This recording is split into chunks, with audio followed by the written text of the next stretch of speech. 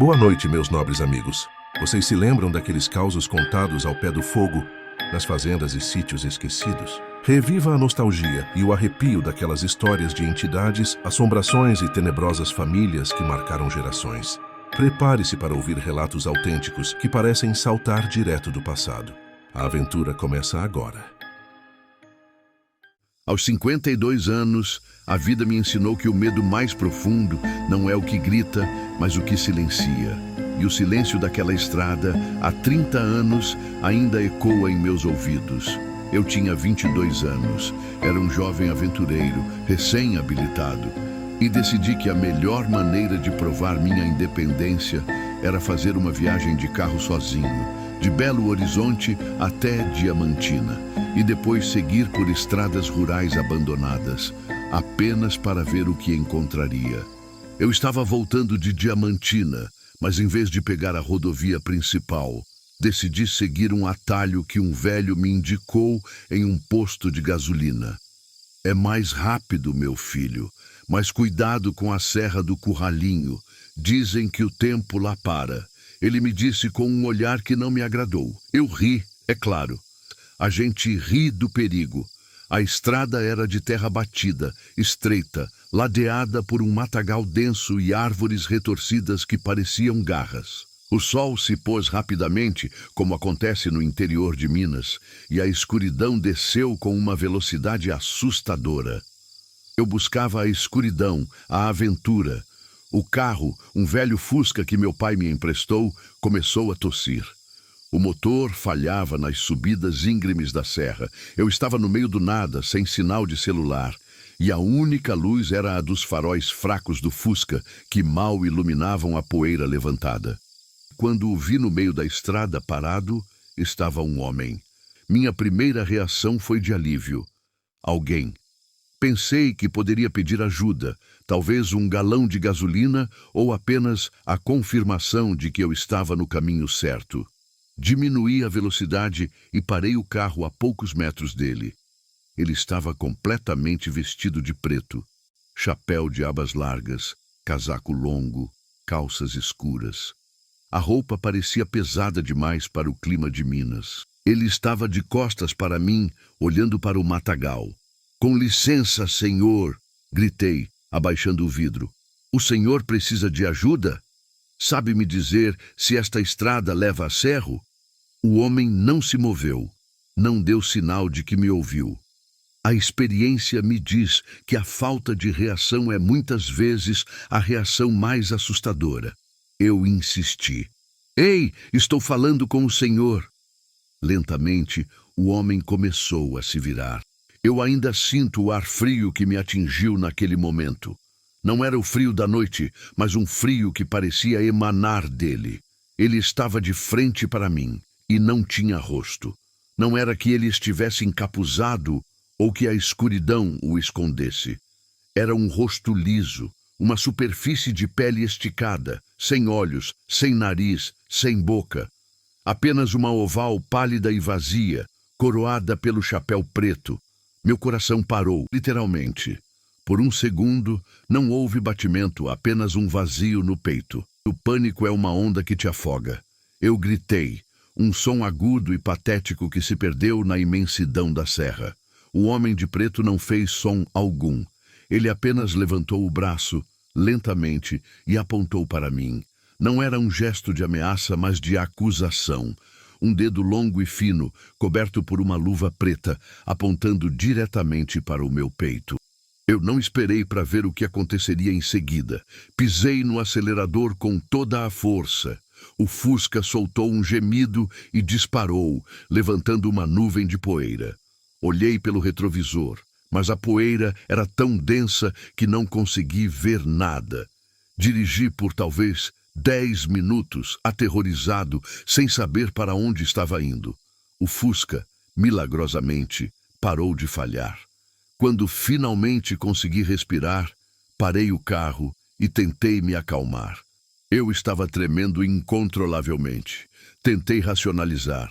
Era a escuridão, o cansaço, a sugestão do velho no posto. Mas a imagem daquele rosto vazio estava gravada na minha retina. Liguei o rádio, buscando qualquer som humano, mas só havia chiado. Foi então que percebi. O silêncio. Eu estava parado, o motor ligado, mas não havia som de grilos, de vento, de nada. Apenas o motor do Fusca. A natureza inteira parecia ter se calado, esperando. Olhei para o relógio no painel. 23h45. Liguei o carro novamente e continuei dirigindo mais devagar agora, tentando manter a calma. Depois de mais alguns quilômetros, a estrada começou a descer e vi luzes no horizonte. Cerro. O alívio foi tão grande que quase chorei. Cheguei à cidade, encontrei uma pousada e desabei na cama. Não consegui dormir. A cada ruído, eu via o rosto vazio. Na manhã seguinte, fui a um café e perguntei sobre a Serra do Curralinho. O dono do café, um senhor de barba branca, me olhou com seriedade. Você viu ele? Não viu, meu jovem? Eu congelei. Vi quem, senhor? O viajante silencioso, o homem de preto. Ele me contou a lenda. A Serra do Curralinho era o local de um antigo massacre de escravos no século XVIII. Dizem que um capataz, conhecido por sua crueldade, vestia-se sempre de preto e usava uma máscara de couro para não ser reconhecido enquanto cometia seus atos mais hediondos. Ele foi morto pelos escravos em uma revolta, mas seu espírito ficou preso na serra, condenado a vagar, sem rosto, sem voz, apenas apontando para aqueles que cruzam seu caminho. Ele aponta para quem está marcado, meu filho, para quem tem uma dívida com a terra ou com o passado, disse o velho. Eu me pergunto, que dívida eu, um jovem de 22 anos, poderia ter? Eu voltei para casa, mas a experiência me mudou. O medo não era o pior.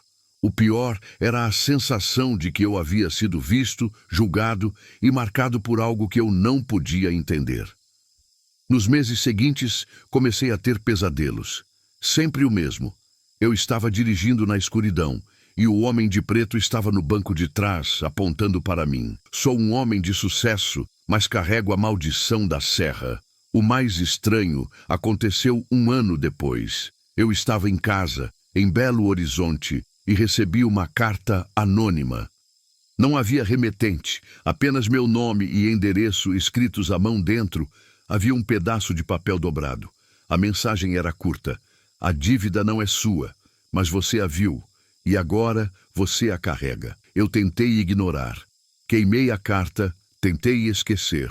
Mas o homem de preto me ensinou que o vazio não pode ser preenchido. Aos 52 anos, a reflexão madura me diz que o homem de preto não era um fantasma, mas uma manifestação da maldição territorial, a dor e a injustiça daquele lugar.